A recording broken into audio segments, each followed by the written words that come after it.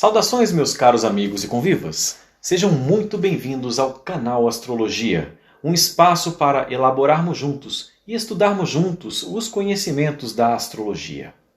E aqui, hoje, eu estou propondo para vocês nós estudarmos esse livro que eu mencionei em ocasiões passadas, que se chama Astrologia, Psicologia e os Quatro Elementos, de Stephen Arroyo. Demorei 4 anos para compreender esse livro. E até então, sempre quando releio, encontro algo diferente.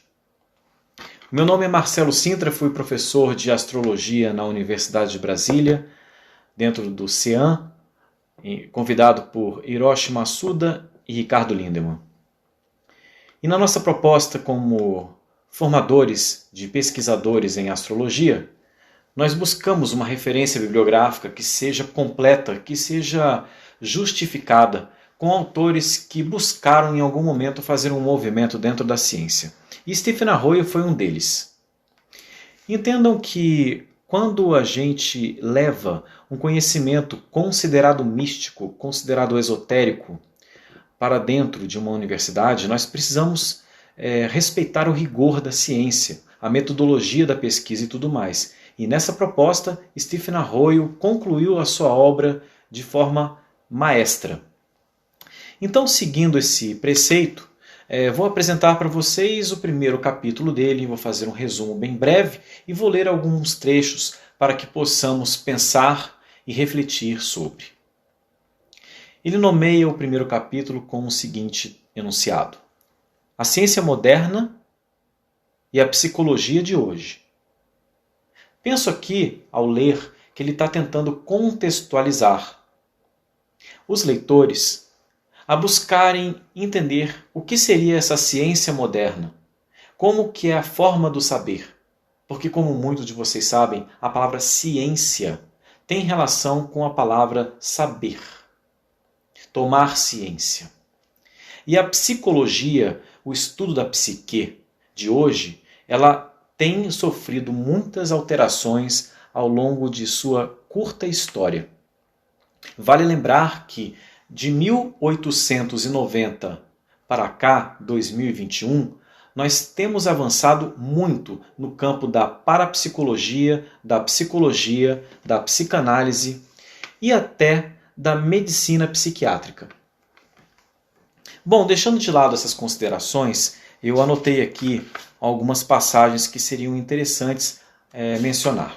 A começar na página 19, que ele cita o seguinte: depois de citar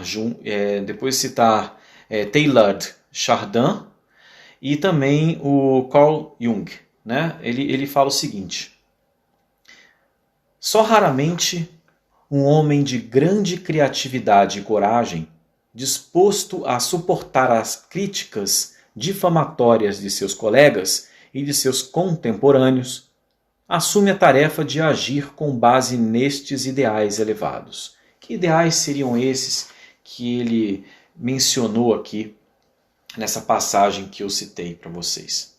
São os ideais nos quais ele traz o significado e a importância da experiência pessoal dentro do campo científico, como um objeto de análise e pesquisa. Um outro trecho aqui que julgo ser interessante, depois de alguma explanação que ele procura falar sobre o movimento da psicologia através dos tempos e da astrologia dentro de um contexto mais científico, se eu poderia dizer assim, ele cita também algumas experiências ditas como místicas de alguns renomados cientistas da academia, como, por exemplo, Einstein, em 1954, num passado muito recente, falou a respeito da experiência mística, do vislumbre original e da sensação religiosa da verdadeira compreensão. A mais bela e mais profunda emoção que podemos experimentar é a sensação do místico, diz Einstein. Ela é a força de toda ciência verdadeira. Tomar conhecimento do que aquilo que é impenetrável para nós exige e existe realmente, manifestando-se como a mais elevada sabedoria e como a mais radiante beleza que as nossas faculdades obtusas só podem compreender em suas formas mais primitivas. Este conhecimento, esta sensação, está no âmago da verdadeira religiosidade, segundo Einstein. E vale lembrar vocês também que dentro da própria matéria de filosofia da religião, postulado por meio de vários filósofos contemporâneos, todos são unânimes em citar o sensus divinitatis, que é muito importante para que a gente consiga construir como que a humanidade enxerga aquilo que está muito além do alcance intelectual do homem naquele momento, naquele recorte temporal em que ele observa fenômenos que não consegue explicar. Jung não só usou a astrologia como instrumento psicológico em sua clínica, como também gastou anos pesquisando os aspectos psicológicos do simbolismo alquímico. Sigmund Freud, em 1970, escreveu numa carta, ao aproximar-se o fim da sua carreira: se tivesse minha vida para viver outra vez, devotar-me-ia à pesquisa psíquica mais do que à psicanálise. Palavras de Freud, o considerado inventor da psicanálise moderna. Tido como uma grande referência em 2021 dentro da Sociedade Brasileira de Psicanálise. O astrônomo e físico Kepler, em 1967, conta-nos que tinha um forte desejo de não acreditar na eficiência da astrologia, mas que, entre aspas, a infalível coincidência das configurações estelares e dos eventos sublunares obrigou-me a acreditar contra a minha vontade. Palavras de Kepler. E continuo. Outros cientistas, astrólogos famosos, como Francis Bacon, Benjamin Franklin, Lord Napier, o inventor dos logaritmos, e Isaac Newton. De fato, relata-se que foi Newton quem replicou quando lhe perguntaram o que queria estudar em Cambridge. Ele responde: matemática, para que assim eu possa testar a astrologia. Além do mais, conta-se que Newton disse quando repreendido por Halley, sim, o descobridor do cometa, o cometa Halley, avistado em 1987, se não me engano, por acreditar em semelhante superstição. Aí responde: é evidente que você, Halley, não analisou a astrologia. Eu analisei. E assim, quanto mais descobrimos sobre a vida, mais tendemos a chegar a ideias que unificam muitas áreas da vida e muitas disciplinas intelectuais. Então, quando a gente vai se preparar para ler um livro, né, como esse livro que eu cito sempre, Astrologia, Psicologia, os 4 Elementos, é uma proposta de dar um primeiro passo dentro da ciência da astrologia. Reparem que eu já falei quase 40 minutos, somando o primeiro vídeo com esse segundo vídeo, de uma série de vídeos que eu tenho a apresentar para vocês sobre a leitura comentada deste livro de Stephen Arroyo, e que eu gostaria muito que vocês baixassem em PDF e encontrassem na internet de forma livre, não é? E para quem não achar, não encontrar, entre em contato comigo que eu darei um jeito para que você tenha acesso a essa obra. Certo? E assim, estudando algo que é um precursor do conhecimento da astrologia, a gente possa embasar melhor as bases argumentativas que nós vamos construir ao longo de toda a interpretação da astrologia. Não é possível, creio eu, não é possível que a gente consiga apenas interpretar mapas astrológicos com recorta e cola de informações que estão na internet. Elas ajudam? Sim, ajudam, porque são referências, são palavras-chave que a gente consegue acessar de uma forma muito rápida e direta. Porém, eu acesso essas palavras-chave e acesso essa informação, mas eu ainda tenho aquela limitação intelectual de não compreender como é que foi construída toda essa história que compõe o conhecimento astrológico nos dias de hoje. E assim como um dos professores de metodologia da pesquisa da Universidade de Brasília, como convidado do professor Hiroshi Masuda e do Ricardo Lindemann, eu proponho que a gente consiga estratificar este conhecimento de alguma forma e embasar este conhecimento que nós estamos estratificando dentro de uma linha histórica de apresentações de grandes astrólogos, de grandes nomes que ao longo do tempo, no decurso de suas carreiras, foram acrescentando e foram produzindo um material relativo à astrologia. Eu tenho uma série de livros que a gente poderia juntos fazer esta leitura e fazer esta análise interpretativa juntos. E é neste sentido que eu proponho, durante esses vídeos, com calma, de uma forma lenta, diferente de toda a ansiedade que está pairando no mundo da internet, no mundo digital, das informações que nós estamos vivendo hoje. Então, acredito eu que se você não for capaz de dedicar pelo menos 1 hora, 2 horas do seu dia ou da sua semana para um conhecimento que você está proposto a adquirir, eu creio que não tenha sentido você continuar assistindo meus vídeos. É sério mesmo, não tem porquê. Enquanto você está aqui ouvindo o que eu estou falando para vocês, muitas pessoas já estão desligando, já estão mudando o canal, já estão saindo da estrutura, da lentidão pela qual eu estou tentando seguir. Sim, eu estou falando pausadamente de forma proposital, como se eu estivesse numa sala de aula, conversando com os alunos, falando com as pessoas que estão interessadas em astrologia.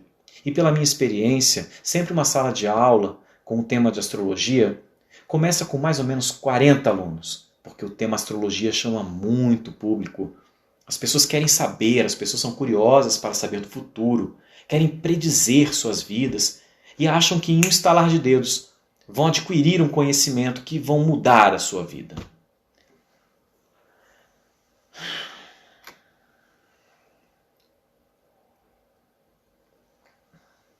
Sinto informar que não é por aí.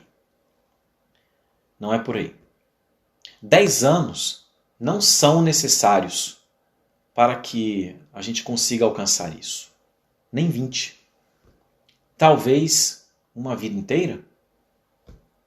Mas também, quando a gente dedica uma parte do nosso dia, uma parte da nossa semana, para estudar algo que causa um profundo impacto dentro do indivíduo e dentro da sociedade, como a astrologia, e nós conseguimos referenciar esse impacto, porque está aqui, está escrito em um livro considerado uma referência. Isso é muito importante. Vocês podem argumentar que o papel aceita tudo. Concordo. Qualquer um, hoje em dia, escreve um livro. Concordo. Agora, as referências, elas são muito importantes. a referência da obra é o que vai dar a seriedade e a carga de veracidade para o conteúdo apresentado. Por isso que eu demorei tantos anos para entender esse livro. Como eu falei no vídeo passado, eu só entendi esse livro quando eu li os agradecimentos e quando eu li o prólogo do livro. Aí eu entendi o livro. Por quê? Porque Stephen Arroyo busca contextualizar a mente do leitor, preparar o leitor, contextualizando assim o seu trabalho, sua obra. Então ele faz dois contextos. O primeiro é o contexto de sua referência quando o momento de sua criação. Né? Essa é a primeira referência. E ele faz uma segunda referência. E essa segunda referência que ele faz é justamente a aqueles que postulam sobre o tema pelo qual ele está proposto a desenvolver. Então, antes de entrar nos 4 elementos, Stephen Arroyo tem todo um cuidado de recortar a informação de uma forma mais fidedigna possível e trazendo os exemplos e trazendo argumentos para que a gente possa compreender como é que antigamente, não num passado tão remoto assim, né, mas algumas décadas atrás, as pessoas ainda tinham muita resistência com o desconhecido da astrologia. Eu diria até que um certo preconceito. Eu também não tiro a razão dos cientistas terem um preconceito com a astrologia, de forma nenhuma. Eu dou razão a esse preconceito e dou vazão àqueles que são céticos em relação à crença. Porque antes de qualquer coisa, um cientista ele precisa se esvaziar de suas crenças para preencher com informações e tomar as linhas e as rédeas de sua pesquisa. Se livrar dos grilhões que amarram as místicas, que moldam crenças que não vão ajudar, vão até atrapalhar de alguma forma a conclusão ou a condução do trabalho. E assim, diante de tudo que eu falei agora, é que Stephen Arroyo conduz a segunda parte, o segundo capítulo, e fala sobre as limitações da velha estrutura. Então, eu não vou precisar falar e citar mais, seria interessante vocês darem uma lida, né? Mas é basicamente isso que eu acabei de falar. E nós vamos seguir então para o capítulo 3, que ele fala sobre abordagens diferentes do conhecimento e a questão de prova. Então, isso é muito importante, porque provar é uma coisa que a ciência ela sempre está buscando fazer. E ele já abre esse capítulo citando Kierkegaard, que dentro da filosofia ele é considerado o precursor do existencialismo. Fala o seguinte: somente conheço a verdade quando ela se torna vida em mim. Interessante ele começar, ele citar Kierkegaard antes de iniciar a sua explanação nas abordagens diferentes do conhecimento e a questão de prova. E ele aqui explica sobre os conflitos que a ciência enfrenta, os conflitos entre a crença que os cientistas modernos têm nas teorias que eles mesmos formularam e a dificuldade de romper os paradigmas dessa ciência. E quando o paradigma é rompido, já está exaurido este modelo até um ponto em que, se o paradigma não for rompido, essa velha estrutura já caduca e ela nem por si só vai bastar. Então isso já é parte sine qua non da construção do conhecimento. Isso é muito enfatizado para quem fez agora recentemente alguma matéria em metodologia de pesquisa, estudou Kant em filosofia, alguma coisa assim. Kant sempre coloca a estrutura de ter 3 movimentos dentro da ciência, que é uma tese, uma antítese e uma síntese. Mas acontece que, sim, esse movimento está completamente dentro de uma relação cíclica, perfeitamente. Mas acontece que cada uma dessas partes também devem ser observadas. Por isso que Arroyo coloca que existem abordagens diferentes do conhecimento, porque tem conhecimentos que ele não vai partir de uma premissa pela qual os outros também partiram. Então, ele pode partir já enviesado de uma premissa. E pode ser que na astrologia a gente encontre isso, como, por exemplo, alguém dizer o seguinte: eu sou do signo de Escorpião, mas eu não conecto, eu não entendo nada do que falam sobre Escorpião. Eu não me vejo nessas características de Escorpião. Então, aí nós vamos partir de uma quebra, de uma ruptura, de um modelo que já está, entre aspas, pré-estabelecido para os indivíduos que se propõem a estudar os arquétipos.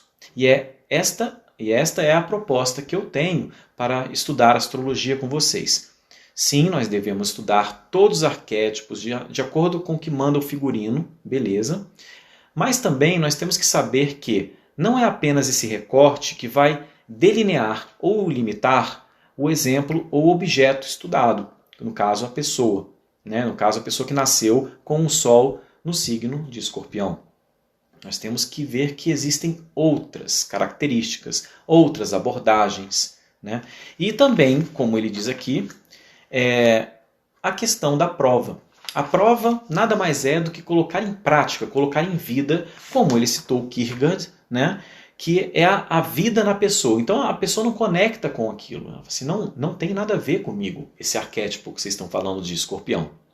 Por quê? Porque esse indivíduo, né, conhece a verdade quando ele toma a rédea da vida. E vai que, ao fazer um mapa astrológico desse indivíduo, realmente o Sol dele, dentro desse mapa, sofre alguma questão de aspecto muito forte, um aspecto de uma oposição, de uma quadratura, ou então existem outros aspectos que se sobrepõem a esse Sol. Então, existe um estudo, né, científico, pelo menos assim que eu poderia dizer, né, científico, porque existe um método, né, então o que tem método tem ciência, tem um saber. Então eu fujo da palavra pseudociência neste aspecto. Ora, se nós temos um método, nós temos um saber. Então, se for assim, se for considerar pseudociência, vamos ter que colocar dentro desta qualificação de pseudociência uma série de matérias que são colocadas dentro de uma universidade. Eu não vou citar para não criar polêmica, mas eu creio que vocês saibam. Então, quando Arroyo levanta todas essas questões aqui, antes de entrar nos 4 elementos propriamente dito, né, ele tem esse cuidado em citar vários filósofos, vários cientistas consagrados de uma academia de Cambridge, né, que em Cambridge estava sendo estudado naquele momento, e vai citando Chardin, vai citando White, vai citando Jung, acabou de citar Goethe, né? Ele cita Wilson Van Dansen. Então, ele vai citando, né, os recortes de acordo com a construção do argumento dele, né? Assim como faz qualquer pesquisador em qualquer área, que vai citando suas fontes, né? E também já ouvi críticas dizendo o seguinte: ele está recortando apenas uma frase descontextualizada. Não. Se você puder estudar com mais cautela e buscar a referência pela qual ele cita aqui, porque ele deixa bem claro ao final do livro, né? Ele coloca as obras aqui no final, né? Aí você pode muito bem buscar as referências, tanto da primeira parte, que ele coloca por parte, capítulo 1, referências da primeira parte, e ele dá conforme o rigor da metodologia da pesquisa. Vamos dar o exemplo de Einstein, que eu acabei de citar para vocês. Então é Einstein, né? Albert Einstein, Einstein, A. Ideas and Opinions. Ponto. Nova York, Crown Publishers, 1954. Então isso aqui foi retirado de uma referência que existe todo um contexto, né? E assim nós vamos seguir nos estudos. Esse vídeo que eu estou fazendo agora, sim, é um pouco mais lento, é um pouco mais explicativo, mas eu julgo ser muito importante para que lá na frente, quando eu for falar sobre um aspecto, sobre os 4 elementos, né, sobre as casas astrológicas, os signos, e falar sobre o zodíaco, em termos gerais, vocês compreendam que essa premissa ela é muito importante. Compreenderam isso? Se vocês não compreenderam, esse espaço aqui embaixo dos comentários é para você expressar. E por favor, expresse, porque só podemos construir um saber, né, um conhecimento, quando a gente troca.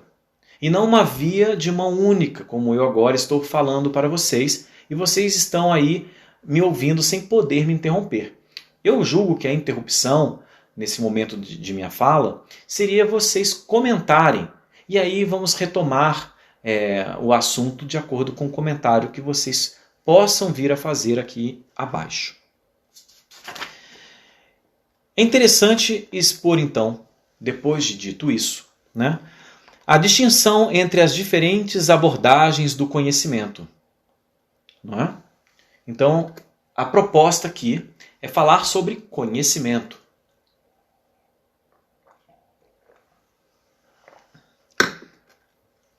E quais seriam, então, as diferentes abordagens do conhecimento? Letra A, suposição. Letra B, alvo. Letra C, natureza dos conceitos resultantes. Letra D, maneira de proceder. Letra E, linguagem. F, orientação. G, campo de estudo. H, unidade de linguagem. E por último, I, domínio de utilidade.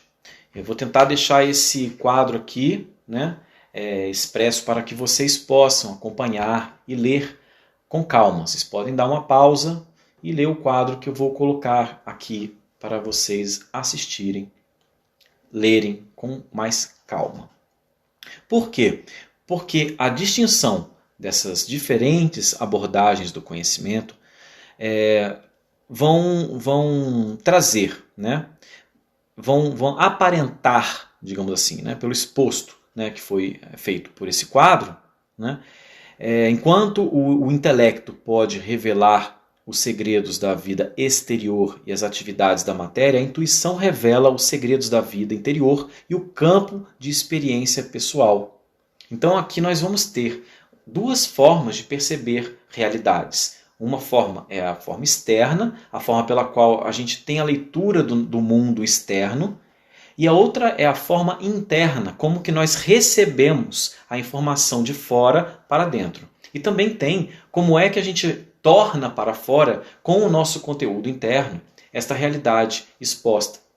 Então nós somos sim seres julgadores, certo? Então o homem, né, a humanidade, né, o ser humano, por natureza, ele é um ser julgador. Ele julga tudo. Há algum mal nisso? Sim, há algum mal nisso. Porém, também tem. Não tem mal nenhum nisso. Então, como diz o filósofo Caetano Veloso, não necessariamente. Né? E aí, meus caros amigos e convivas, quando a gente torna para esta realidade de observar o mundo e julgar no mundo, nós temos que obedecer à primeira grande premissa que ela é postulada dentro dos conhecimentos mais profundos e mais esotéricos, que é a arte de discernir. Vocês já pararam para pensar sobre o discernimento? Bem, discernimento não é apenas você saber distinguir o que é e o que não é. Discernimento não é apenas você saber julgar o que é certo ou errado. Vai muito mais além disso. E é aqui que entra o esoterismo. É onde a academia passa por cima desses conceitos, não menciona o conceito, ou não fala sobre esse valor, porque isso pode gerar uma difusão de interesses, né? Uma divergência de interesses. E aí, no entanto, quando a gente começa a observar né, aquilo que é postulado, cada indivíduo dentro de um grupo social vai ter sua própria construção. Ao passo de que, se todos eles, antes de lidarem, de estarem em contato com este conteúdo, eles souberem desenvolver internamente uma ferramenta muito importante, que é a arte do discernimento, talvez quando eles tornam para esta realidade e encontram este assunto, esse objeto a ser estudado em comum, muitas questões poderiam ser já resolvidas ou facilmente resolvidas, porque já temos como premissa a ordem de discernir. E aí o que é o tal do discernimento? Por que é tão importante o cientista, o estudioso, o aluno, o professor, os colegas terem o discernimento como a sua principal premissa? Porque a astrologia é uma linguagem, e como toda linguagem, ela descreve a experiência. A linguagem ela é singular a um tempo. A linguagem ela é singular a um povo, a uma cultura, que ela é estendida a outras e compreendida por outras. E também isso é uma forma de polemizar, né? Porque os estudos da linguagem também são bem diversos, né? Mas dentro da ideia, né, de você falar sobre a astrologia como uma linguagem, né, aí nós vamos ter que rebuscar, né, vamos ter que entrar numa questão em comum. Se a gente não concordar que a astrologia é justamente essa linguagem, essa forma, né, de construir a realidade de uma forma qualitativa, né, que é uma abordagem analítica de um pensamento que tendencia ao quantitativo, né, a gente vai ter que pensar que existem vários domínios dentro desta linguagem. Então, a astrologia é justamente esta forma, essa linguagem, que é necessária para descrever a experiência e a singularidade do ser humano, de forma útil e compreensível.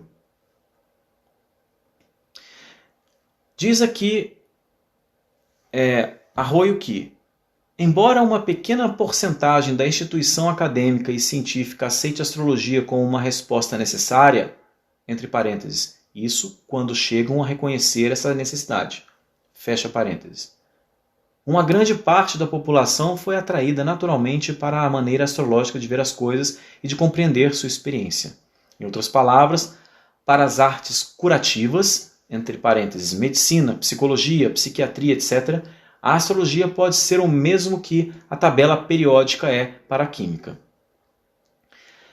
Zipporah Dobbins, 1971, uma psicóloga que trabalha pela integração da astrologia e da psicologia e que na sua clínica usa a astrologia como instrumento fundamental, chama a astrologia de o maior vislumbre, tido pelo homem, da ordem unificadora, existente no cosmos, vitoriosamente traduzido numa forma cognitiva conceitual.